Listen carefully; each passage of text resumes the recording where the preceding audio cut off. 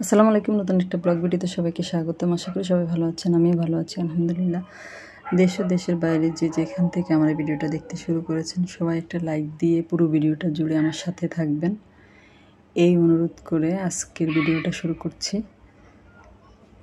আসলে পৃথিবীতে নিজের আপন, আর বয়স বাড়ার সাথে সাথে এই উপলব্ধিটা আমার হয়েছে। সবাই শুধু স্বার্থের জন্য আপনাকে ভালোবাসবে, স্বার্থটা যখন শেষ হয়ে যাবে তখন আর আপনাকে চিনবে না। শুধু একমাত্র বাবা মা ছাড়া নিঃস্বার্থভাবে কেউ ভালোবাসে না। বাবা মার ভালোবাসে শুধু নিঃস্বার্থ ভালোবাসা, কারণ বাবা মা কখনো স্বার্থ দিয়ে সন্তানকে ভালোবাসে না। বাবা মা সবসময় চায় যে তার সন্তান ভালো থাকুক, সুস্থ থাকুক, এতে কোনো স্বার্থ নেই। আর প্রত্যেক বাবা মা এটা চায়। আমিও যখন মা হয়েছি তখন বুঝতে পেরেছি। আর এটা ছিল আমার গতকালকের ভিডিও। আমি একটু টেলার্সে গিয়েছিলাম, তারপরে একটু পার্লারে গিয়েছিলাম। আসলে নিজের চর্চা নিজেরই করতে হয়। আর নিজেকে ভালোবাসলে নিজের সৌন্দর্যটা নিজেকেই রক্ষা করতে হয়। আপনি দেখতে যদি একটু খারাপ হয়ে যান, বয়স বাড়ার সাথে সাথে সবাই আসলে শরীরের রং পরিবর্তন হয়ে যায়, মুখে দাগ পড়ে যায়, অনেক রকম।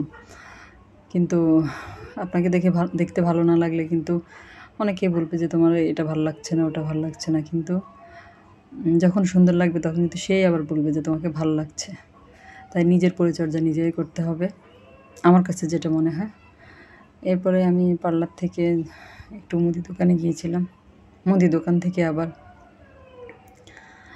কুকারিজের দোকানে গিয়েছিলাম। আমি কিছু হাঁড়ি পাতিল, অ্যালুমিনিয়ামের হাঁড়ি পাতিল পুরানো আমার বাসায় একেবারে জ্যাম হয়ে গিয়েছিল, ওগুলো বিক্রি করে দিয়েছি।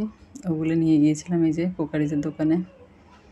আর সাথে একটু ভিডিও করে নিলাম, আপনাদের সাথে শেয়ার করেছি, এই আর কি।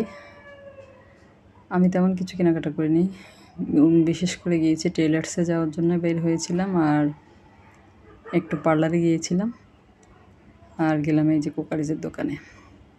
কাজ সেরে আবার রিক্সা করে চলে আসছি। ভিডিওটা যদি আপনাদের ভালো লাগে লাইক, কমেন্ট, শেয়ার, সাবস্ক্রাইব করে আমার পাশে থাকবেন।